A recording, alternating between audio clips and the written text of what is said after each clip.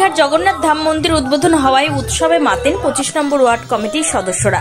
অক্ষয় তৃতীয়ার দিন মুখ্যমন্ত্রীর উপস্থিতিতে দীঘার সমুদ্র সৈকতে প্রাণ প্রতিষ্ঠা করা হয় জগন্নাথ দেবের। সারা বিশ্বের মানুষের জন্য দ্বার উদ্ঘাটন হয় দীঘা জগন্নাথ ধাম মন্দিরের।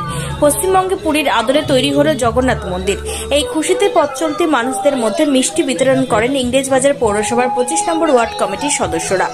বুধবার সন্ধ্যায় ওয়ার্ডের ঘোড়াপীর এলাকায় একটি অনুষ্ঠানের মধ্য দিয়ে মুখ্যমন্ত্রীকে ধন্যবাদ জানিয়ে পথ চলতি মানুষের মধ্যে লাড্ডু বিতরণ করা হয়।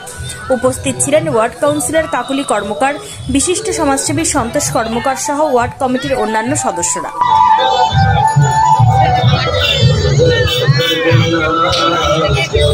শুভ অক্ষয় তৃতীয়া। এই অক্ষয় তৃতীয়ার পূর্ণ লগ্নে আমাদের মাননীয় মুখ্যমন্ত্রী শ্রীমতী মমতা ব্যানার্জি মহাশয়া আজ পুরীর দীঘার সমুদ্র সৈকতের ধারে আজকে পুরীর আদলে একটা জগন্নাথ মন্দির দ্বার উদ্ঘাটন করলেন।